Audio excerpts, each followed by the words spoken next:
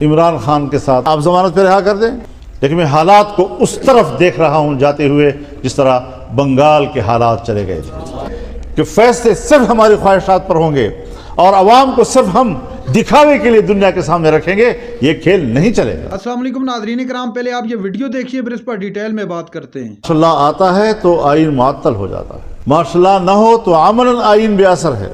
اب یہ فکری اور اخلاقی ہر دو اعتبار سے پاکستان کو متحد بھی رکھتا ہے اور قوم کو ایک قوم بھی بناتا ہے، لیکن اگر آئین غیر فعال ہے، غیر مؤثر ہے، تو پھر ملک کو اکٹھا رکھنے کا انحصار صرف آپ کی فوجی قوت پر ہوگا، اور فوجی قوت کے ذریعے سے ملک کو ایک رکھنا اور اس قوت کے ذریعے قوم کو ایک قوم رکھنا یہ جبر کی بنیاد پر ہوتا ہے، یہ اختیار کی بنیاد پر نہیں ہوتا۔ ملک کو کدھر دھکیلا جا رہا ہے، مشتوں کو بھی سوچنا چاہیے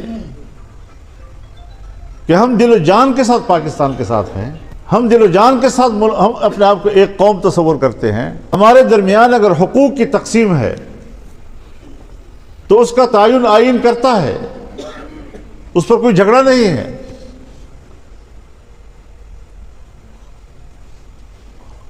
لیکن آج نہ ہمارے ملک میں قوم ایک ہے،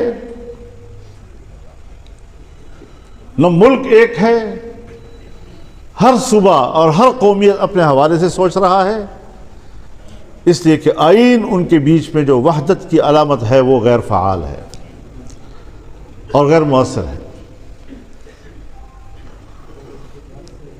تو جمعیت علماء اسلام کی جو کاوشوں کا محور ہے وہ یہی ہے کہ ہمیں اخلاقی اور فکری اور جذباتی اعتبار سے ایک قوم رہنے دیجئے، ہمیں جبر کی بنیاد پر ایک قوم نہیں رکھا جا سکتا۔ یہ نظریہ غلط ہے۔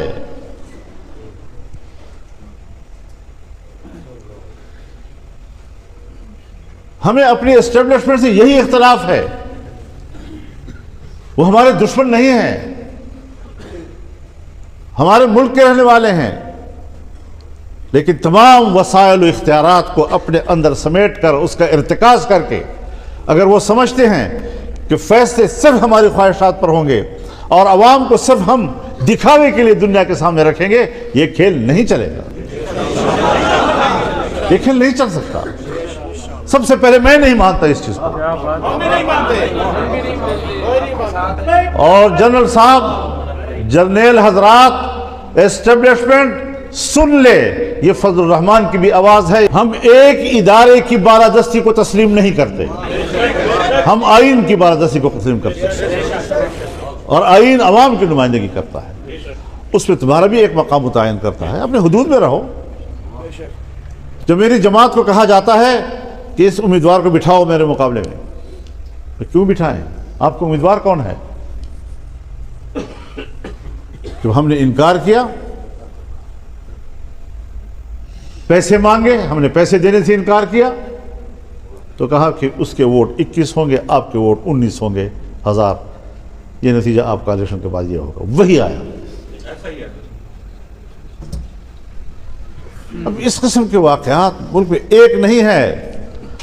بابا خدا کے لیے چیلنج نہ کرو کہ ہم کوئی الزام لگا رہے ہیں، بغیر ثبوت کے لگا رہے ہیں، پہلے ثبوت پیش کرو۔ بھائی اگر کہیں آپ لوگوں نے چیلنج کیا اور جرگہ لگا تو ثبوتوں کے اتنے بھرمار ہوں گے کہ پھر آپ کے لیے پناہ کی جگہ نہیں ملے گی۔ پھر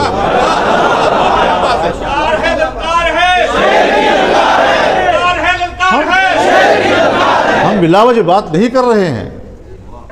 خدا کے لیے اس ملک کو بچاؤ، خاکم بدہن۔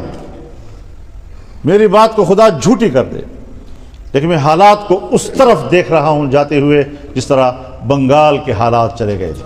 تو یہی میں نے کہا کہ اگر تم اس طرح کے ایوان بناؤ گے تو اب فیصلے پھر ایوان میں نہیں ہوں گے، اب فیصلے میدان میں ہوں گے، اور انشاءاللہ ہم اس پر کام کر رہے ہیں۔ آپ کے پاس بھی اسی لیے آئے ہیں تاکہ یہاں پر آپ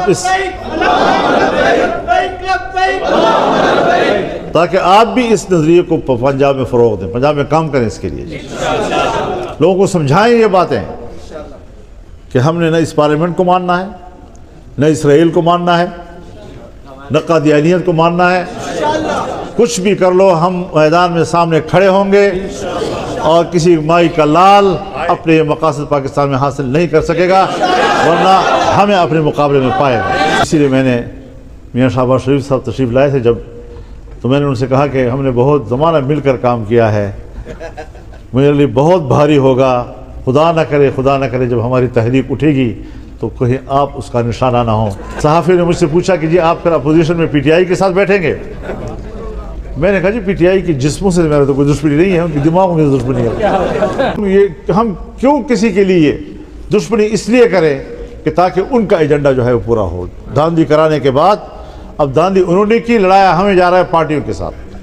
تو میں نے تو پیپل پارٹی کو بھی کہا ہے، مسلم لیگ نون کو بھی کہا ہے، ان کے ساتھ جو بھی حکومت کے اتحادی ہیں، پی ٹی آئی کو بھی کہا ہے کہ دھاندلی آپ لوگوں نے نہیں کی، جتوایا بھی آپ کو دھاندلیوں سے ہے، ہروایا بھی آپ کو دھاندلیوں سے ہے، اور جنہوں نے کیا ہے ان کے ساتھ ان سے ہمیں شکایت ہوگی بس۔ تو اگر کوئی ایسا منصوبہ ہے تو بتا دیجئے، ہمیں کیوں ذبح کرتے ہو؟ لیکن ہم اپنے ملک کو زندہ و تابندہ رکھنا چاہتے ہیں، آباد رکھنا چاہتے ہیں، اور انشاءاللہ العزیز یہ ملک اسی طرح چلے گا۔ ناظرین کرام، آپ نے ویڈیو دیکھی مولانا فضل الرحمان کا انتہائی جذباتی خطاب۔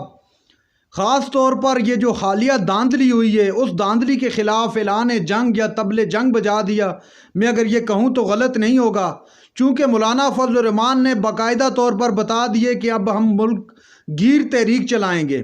اور یہ ملک گیر تحریک کی اگر بات کی جائے تو پاکستان تحریک انصاف، جماعت اسلامی اور دیگر سیاسی پارٹیاں جو کہ اس وقت حکومت کے حق میں نہیں ہیں، وہ تمام یہ بات کر رہی ہیں کہ یہ جو دھاندلی ہوئی ہے 2024 کے اندر، اس کے خلاف پورے ملک میں احتجاج ہوگا۔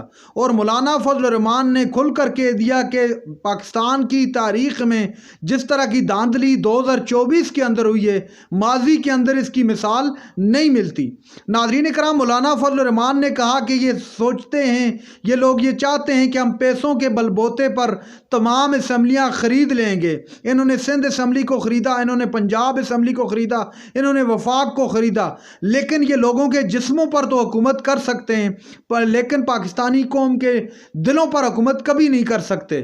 انہوں نے واضح الفاظ میں کہا ہم پارلیمنٹ میں تو جائیں گے، لیکن پارلیمنٹ کی کیا وقت اور ویلیو رہ گئی ہے کہ پوری عوام، پورا ملک اس پر دھاندلی کا الزام لگا رہا ہے۔ اگر یہ دھاندلی زدہ پارلیمنٹ کوئی امینڈمنٹ کرے گا یا کوئی قانون لائے گا تو اس کی قانون کی کیا قانونی حیثیت ہوگی، اس آئین کی، اس امینڈمنٹ کی کیا قانونی حیثیت ہوگی، یہ آپ بخوبی جانتے ہیں۔ طاقت کے بلبوتے پر یہ جو حکومت کرنا چاہتے ہیں، یہ حکومت کرنا چاہتے ہیں تو یہ نہیں ہو سکتا۔ ناظرین کرام، یہ تھی آج کی ہماری ویڈیو۔ چینل پر جو نئے، چینل کو سبسکرائب کرنے کے لیے، ویڈیو تک کے لیے اللہ حافظ۔